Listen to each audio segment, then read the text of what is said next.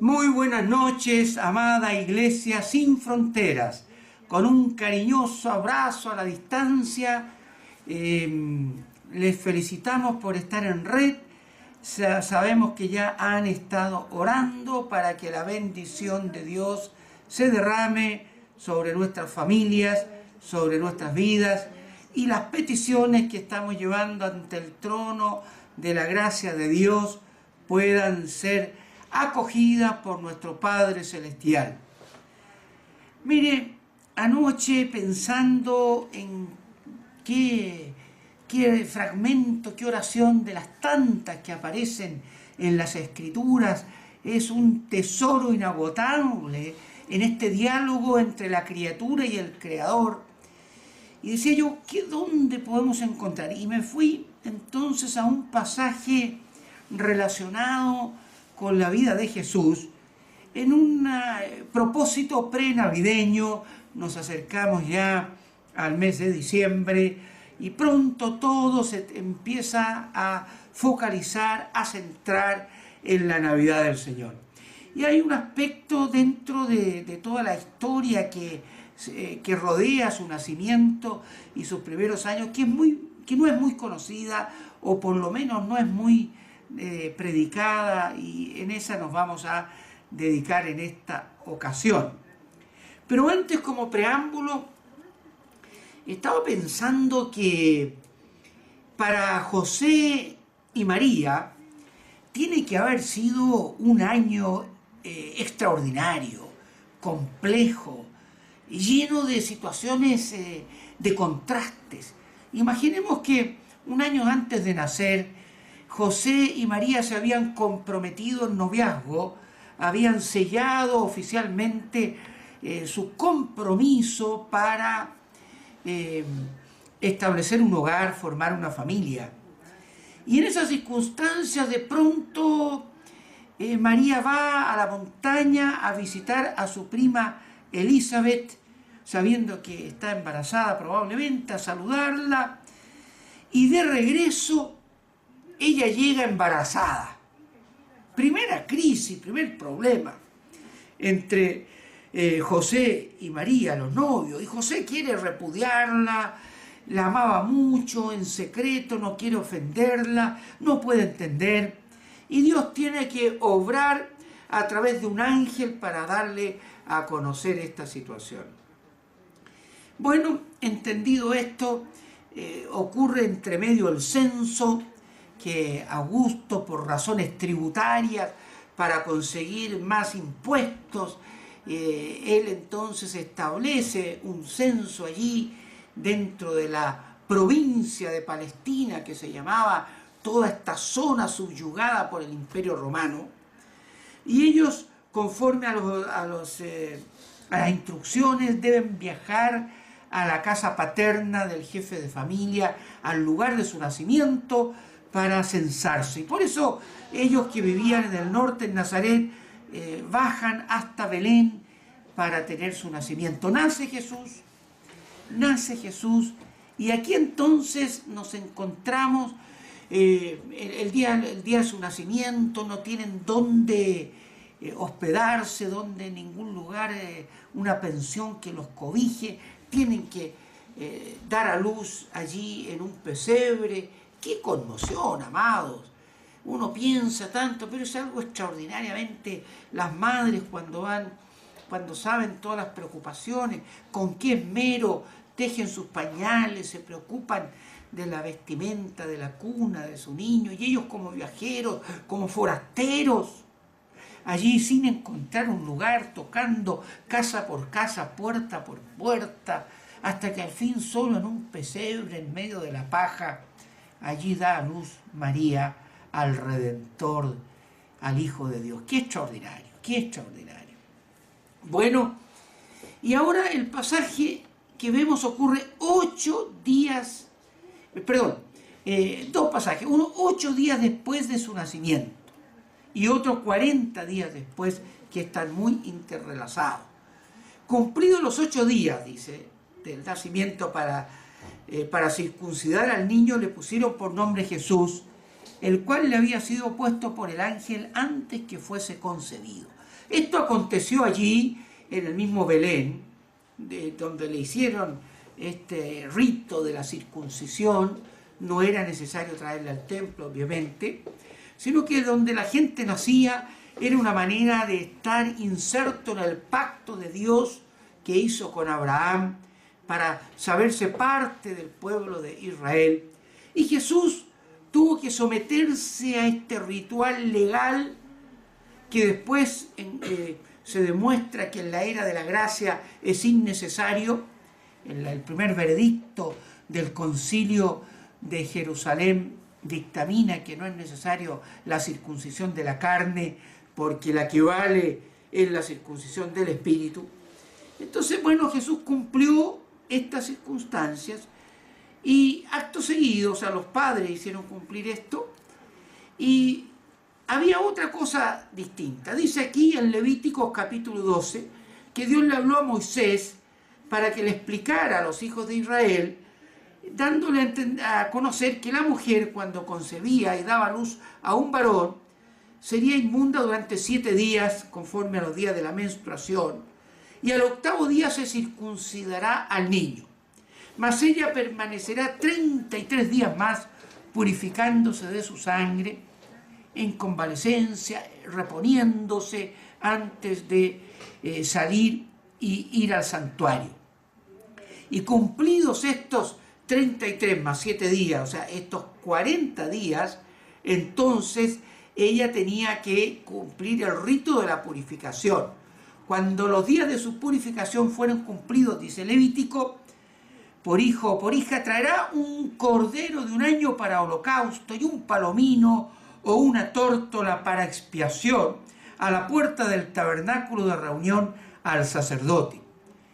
Él los ofrecerá delante del Señor y hará expiación por ella, será limpia del flujo de sangre, y esta es la ley para que diera a luz hijo o hija. Y si no tiene lo suficiente para un cordero, si la gente no tenía tanto recurso, el cordero era reemplazado por 2 tórtolas o por 2 palominos. Se requerían 2 animales, uno para holocausto y el otro para expiación. El sacrificio de holocausto era un sacrificio completo, donde se quemaba el total del cordero, no se comía, no se compartía como el otro tipo de sacrificio. Y el otro por expiación, que eran por culpas o circunstancias. Entonces, aquí en San Lucas capítulo 2 nos relata que después de la circuncisión hecha en Belén a los 8 días, cuando se cumplieron los días de la purificación de ellos conforme a la ley de Moisés, le trajeron a Jerusalén para presentarle al Señor. Como está escrito en la ley, todo varón que abriere la matriz será llamado santo al Señor. Y aquí esto que los escritores después lo pusieron como un paréntesis o entre comas para resaltar esta idea. El primogénito, el primer varón que abría matriz, él debiera ser, la palabra santo significa consagrado, apartado.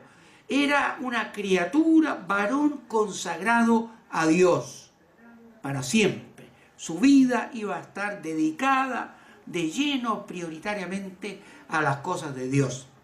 Entonces ellos trajeron a presentar al niño y además a dedicarle al Señor porque era varón y había abierto la matriz.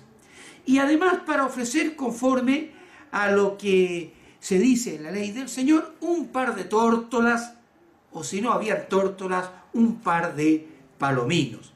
Aquí en este cuadro renacentista vemos la ciudad de Jerusalén de fondo en esa hermosa perspectiva y en primer lugar el sacerdote María que está ahí entregando a su hijo José, siempre lo pintan, lo dibujan mayor que ella. Y en esa jaula que ustedes pueden ver atrás sobre la mesa están los 2 tórtolos, las 2 tórtolas o los 2 palominos.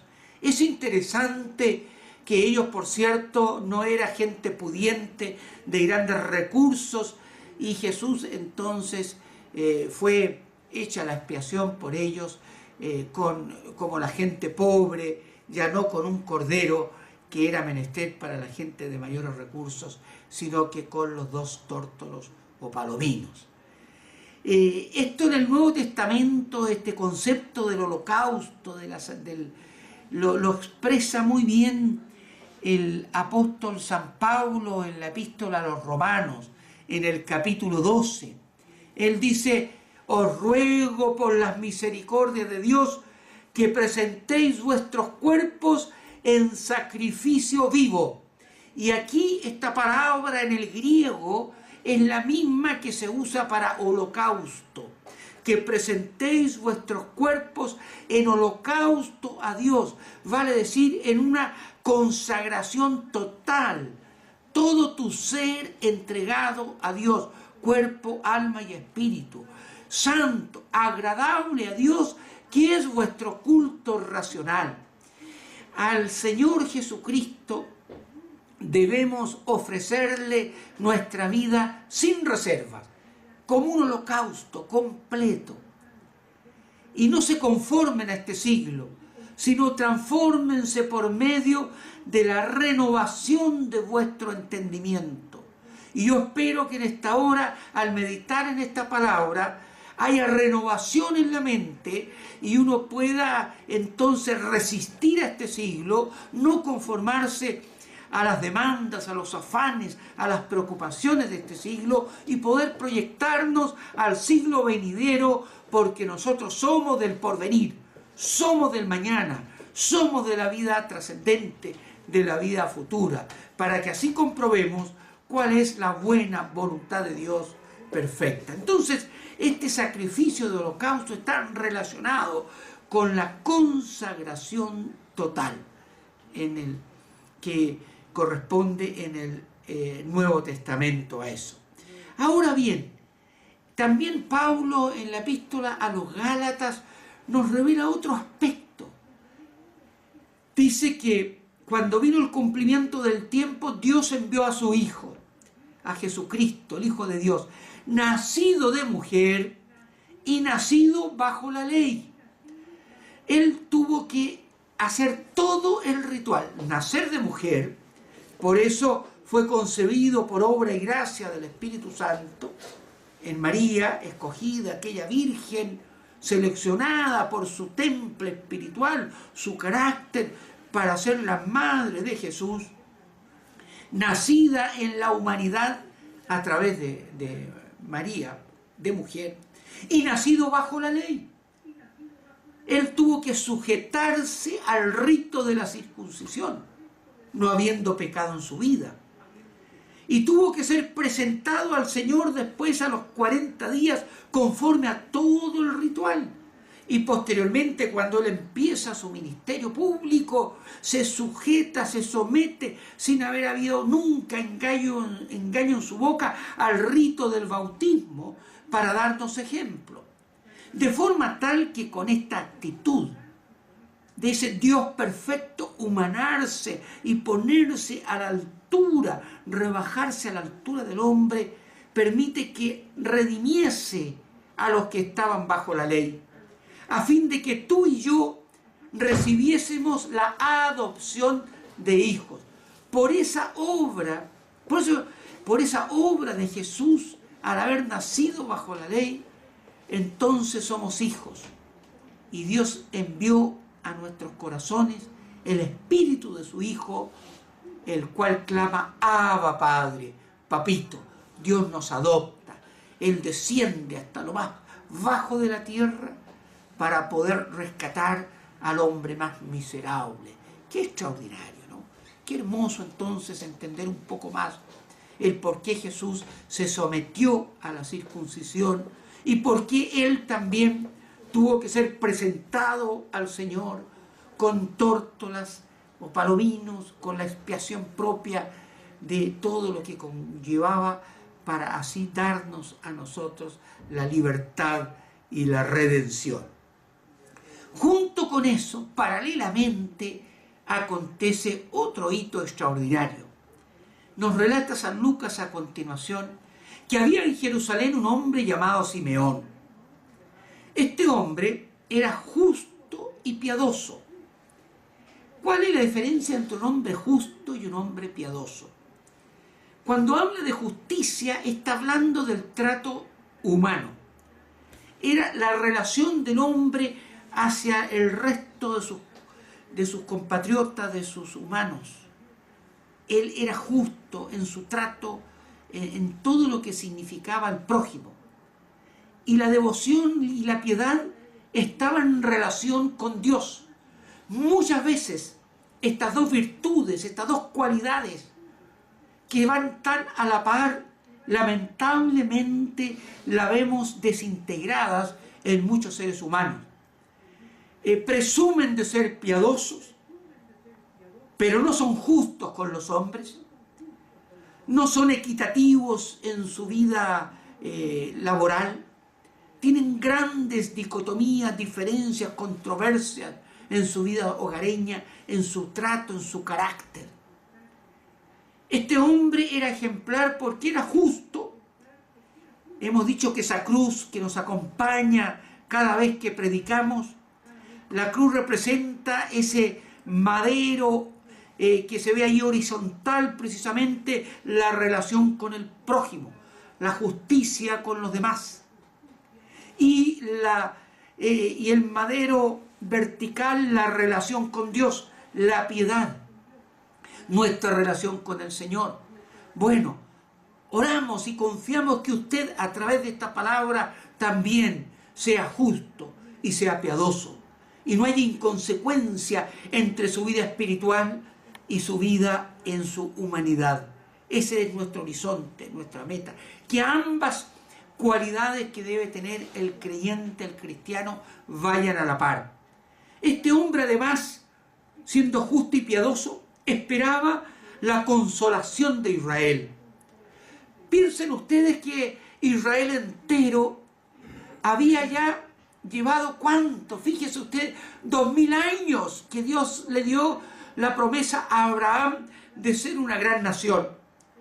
Pasaron 400 años, llegaron a Egipto, fueron subyugados, salieron con Moisés, se establecieron como nación y después por causa de su pecado fueron al exilio, y ahora les encontramos después de 2000 años con la esperanza y la promesa de un libertador.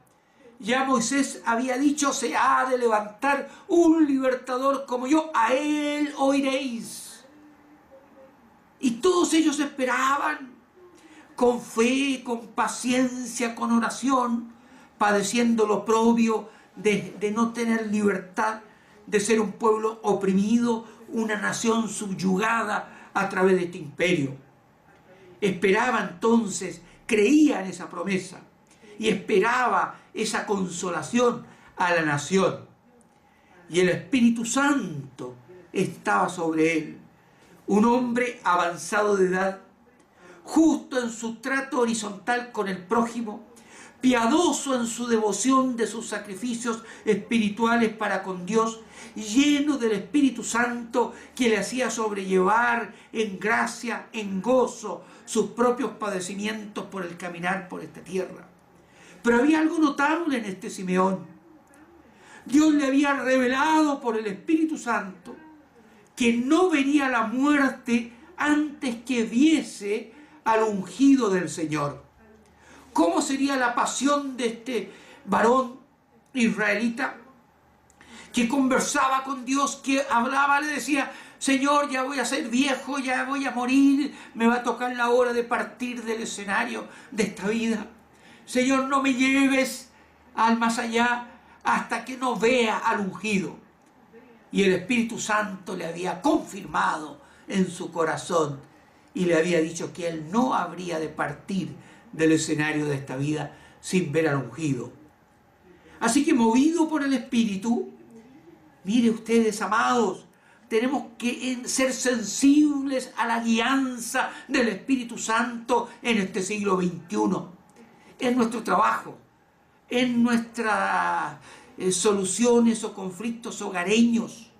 No andemos según la carne, realmente ejercitémonos a vivir atentos a las directrices del Espíritu Santo. Movido por el Espíritu, vino al templo. Y cuando los padres del niño Jesús le trajeron al templo para hacer conforme al rito de la ley, dos actos absolutamente contrarios, dispares. De Belén viajan 40 días sin tener idea. Este Simeón viaja a un matrimonio a presentar un niño como era rutinario. Y por otra parte, él, movido por el Espíritu, probablemente en forma permanente, venía al templo a esperar en qué instante Dios le cumplía esa promesa. Y dice entonces que allí, en ese momento, al ver a Jesús, él lo tomó en sus brazos y bendijo a Dios.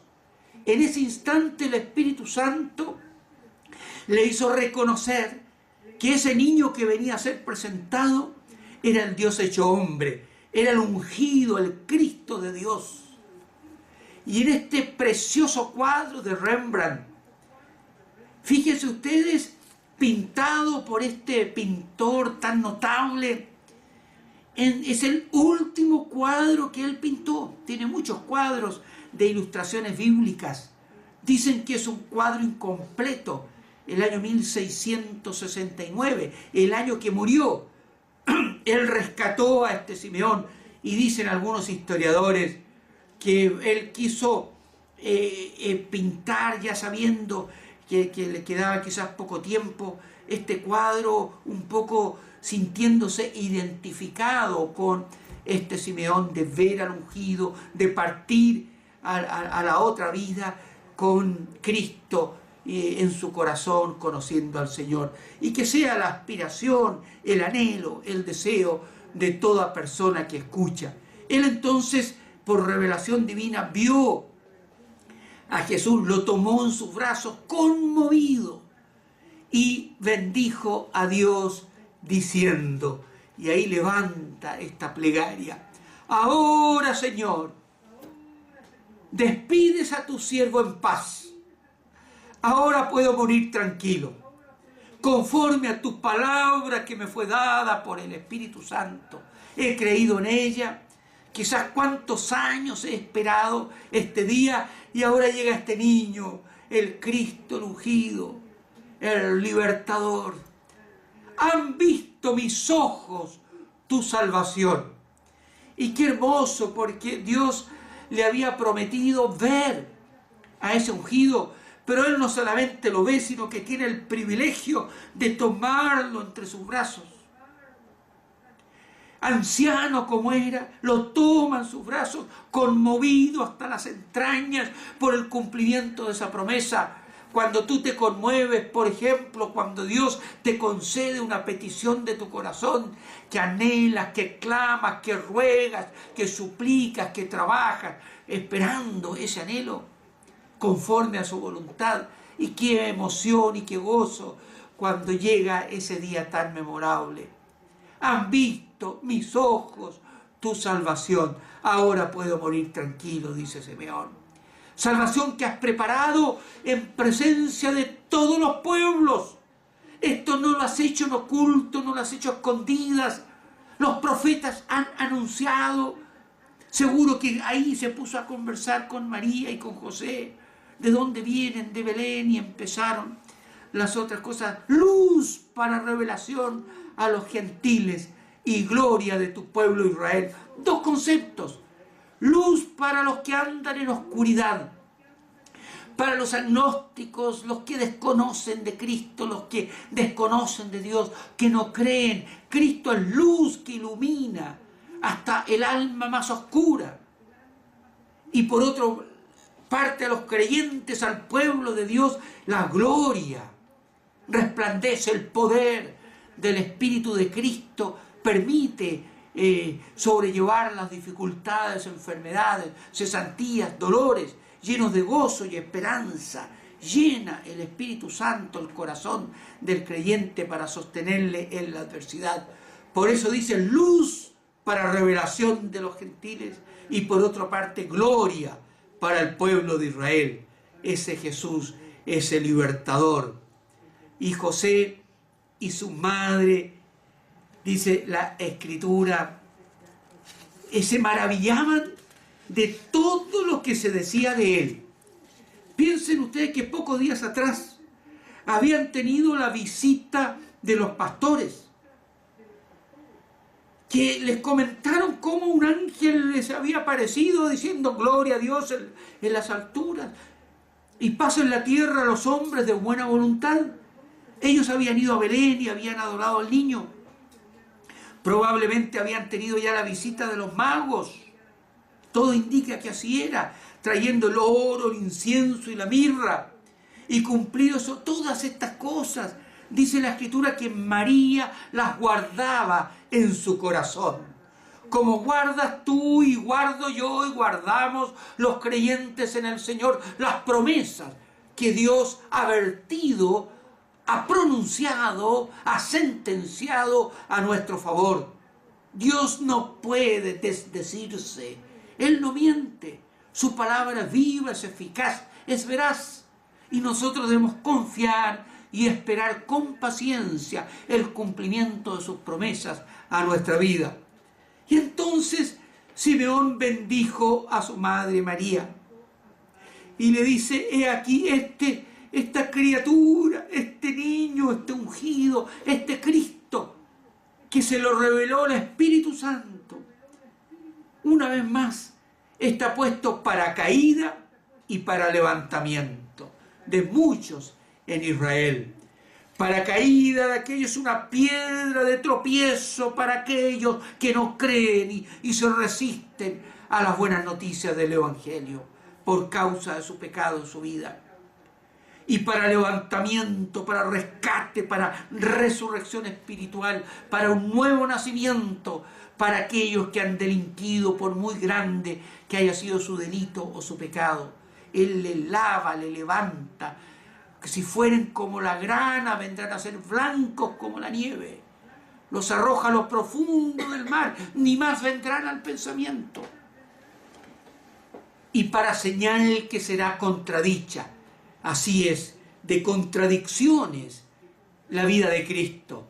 Salvación para unos, condenación para aquellos que se resisten. Así que bendice a José y María. Y a continuación, y este es otro cuadro que me lo seleccioné porque conmueve lo que a continuación Simeón le dice: y una espada traspasará tu misma alma. Y ahí vemos la cara de María entre gozo y preocupación. Aquí está anticipando proféticamente Simeón las contradicciones que habría de padecer Cristo. El sufrimiento de María 33 años después, cuando a los pies de la cruz tiene que ver a su hijo en el vigor de su fuerza, habiendo hecho tantas señales, portentos y milagros, frente a una humanidad que prefirió un Barrabás y desechó a ese Hijo de Dios. Y ella como madre, más allá que todo, que el sufrimiento normal que todos podemos tener, tenía, ¿cierto?, una particularidad especial. Esa criatura que por 9 meses cobijó en su vientre, sufriendo. Así que proféticamente también, y por eso que con ternura, con delicadeza, el pintor recoge, ¿cierto?, ese sentido ahí de traspasar al niño después de haberlo tomado, haber orado por él, lo entrega a María, bendiciéndola y preparándola en su espíritu, también dándole a conocer esta situación. Una espada traspasará tu misma alma, para que sean revelados los pensamientos de muchos corazones, como veíamos el domingo en Hebreos 4:12, la espada del Espíritu, espada de 2 filos que penetra hasta partir el alma y el espíritu, ¿cierto? Y discierne los pensamientos de los corazones. Y nuevamente ese cuadro renacentista con esa perspectiva en lontananza que nos hace ver la vida proyectada hacia el futuro. Todo lo que estaba en ese cuadro, en ese instante allí contenido a través de esta hermosa historia de este Simeón. Pero fíjese que la historia no termina allí. Después que lo bendice, aparece otro personaje. Allí, en ese instante, aparece Ana, la profetisa. Ana, una mujer que nos dice la Escritura que estaba allí por muchos años. Era viuda, hija de Fanuel de la tribu de Aser, de edad muy avanzada. Había vivido con su marido 7 años desde su virginidad y era viuda y tenía 84 años. Y no se apartaba del templo, sirviendo de noche y de día con ayunos y oraciones.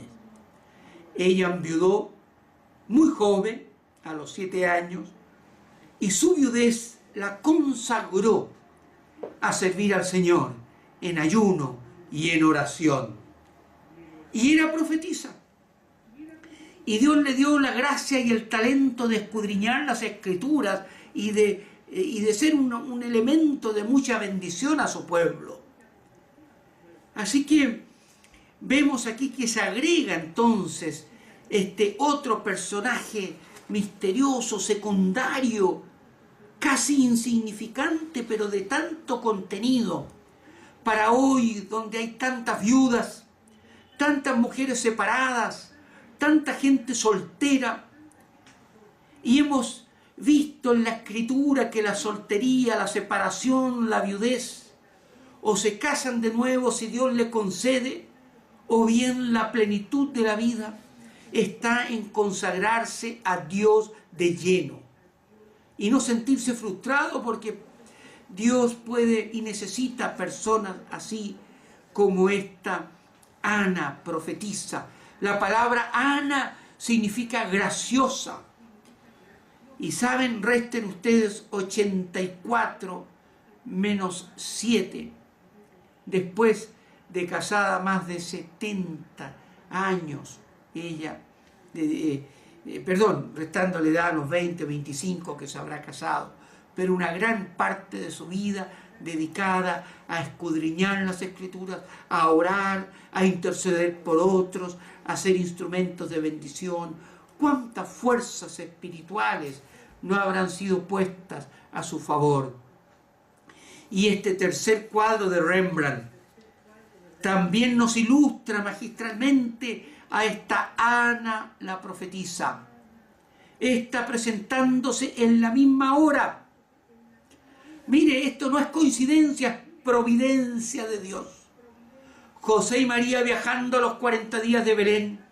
Simeón, por otro lado, sin tener ninguna noticia al respecto, esperando ver al ungido.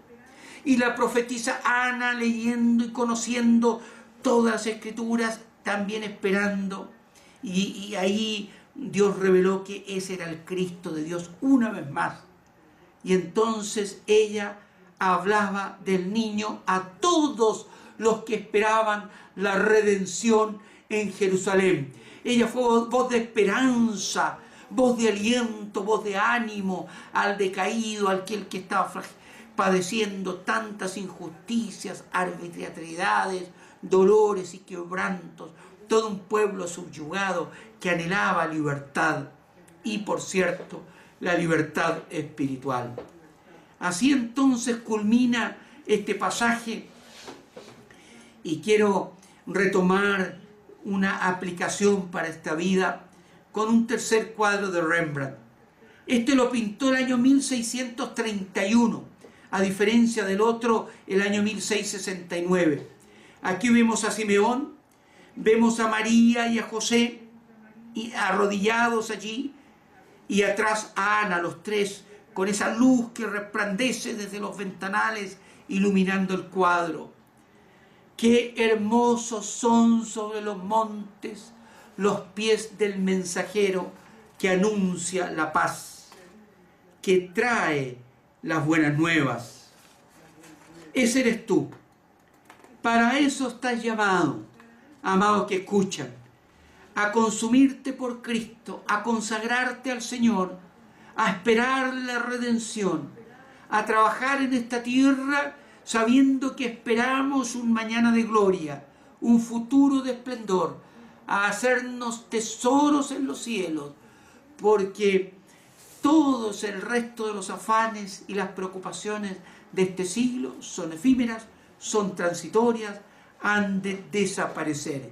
Yo te hago un llamado en estos días prenavideños, que tomes muy en serio estos pasajes y vayamos ya de antemano viendo cómo el propio José y María, un año extraordinario de gozo y de sufrimiento, de congojas y de dolor, después de recibir todas estas bendiciones allí, nos dice la Escritura, como tú lo puedes comprobar ahí en San Lucas, que ellos partieron hacia Galilea. Ellos iban de retorno ya habiéndose censado, dando a luz de regreso a su casa en Nazaret.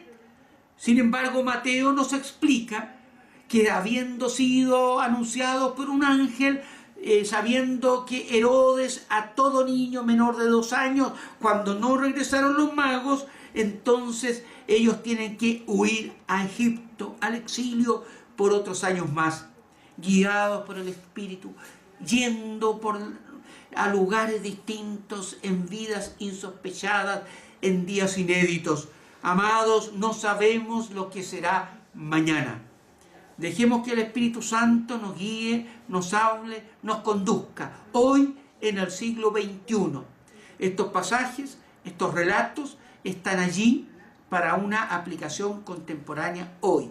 Y yo espero que entonces el Espíritu pueda estar hablando a tu corazón, tu oído atento, para que así entonces tú puedas aplicar y tomar algún compromiso personal con el Señor. Sin mí nada podéis hacer, dice el Señor, separados de mí. Queremos dar fruto, queremos ser vides que se nutran multitudes, entonces unidos a Cristo, unidos al Señor, daremos ese fruto. Le invito pues a orar al Señor. En esta ocasión van a tener que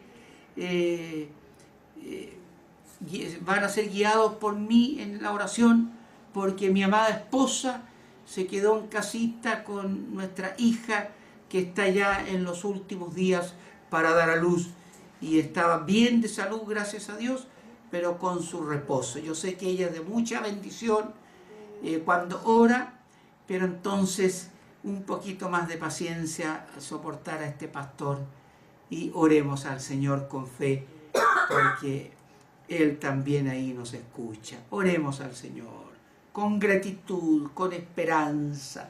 Señor Dios Todopoderoso, muchas gracias por este centenar de personas unidas en un mismo espíritu, comentando, reflexionando en esta palabra tan maravillosa. Señor, tu palabra nos conmueve. Y preparando esto, Dios nuestro, tú hablas a mi corazón. Yo espero que tu Espíritu Santo esté conmoviendo las entrañas, el ser de cada uno que escucha, la mente, el corazón, el alma y el espíritu de todo aquel que está escuchando, sea conmovido por la presencia del Espíritu Santo de Dios, tocando su vida, extendiendo su mano amorosa a Jesús, dando aliento al afligido, esperanza al que no la tiene, consagración como un holocausto, aquel que es tibio en la fe, aquel que consagra solo parte de su vida. Señor Jesús, tú demandas de nosotros un holocausto, una consagración completa donde nada quede.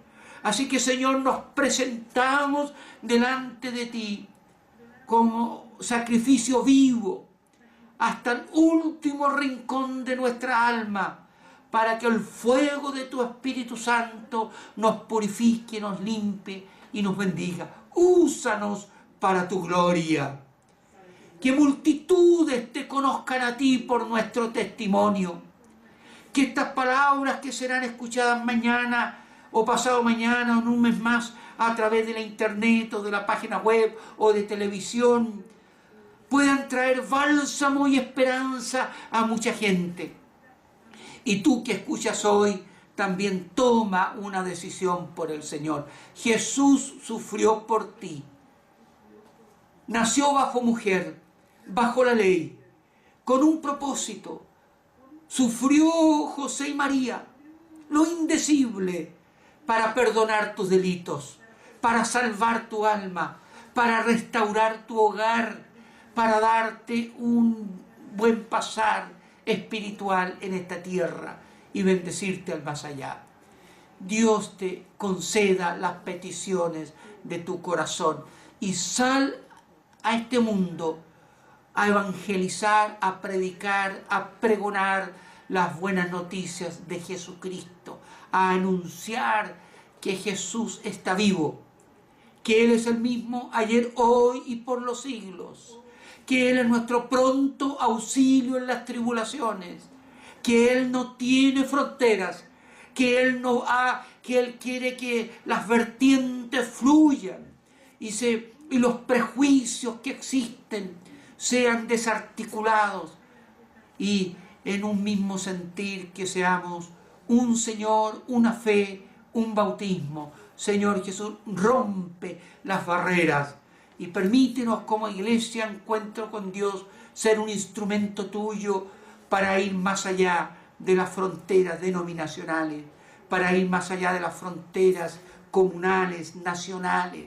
Señor Jesucristo, alienta y bendice a cada persona y yo te ruego en el nombre de Jesús que les concedas las peticiones de sus corazones y saques a luz todo pecado oculto, toda situación que puede estar impidiendo la bendición de Dios a tu vida. Dios te guarde, te prospere y te bendiga en todo lo que hagas. En el nombre de Jesucristo, nuestro Señor. Amén. Amén. Y el pueblo dice, amén. En Perú, en Chile, en Iloca, en Santiago y en los distintos lugares. Amados, muchas gracias por estar aquí conectados. Aquí le invitamos a que usted entonces continúe allí en sus hogares. Gracias también, muchas bendiciones a las familias ahí en Lima, Perú, que han seguido también esta reflexión de diferentes hogares. Gracias. Poco a poco el Señor irá prosperando y ya en un par de días más en el sitio web de nuestra iglesia usted podrá ir repasando, retomando, ¿cierto?, estas reflexiones sobre la oración, que ya van más de 30 que están a vuestra disposición para que también en las iglesias la puedan usar en sus devocionales.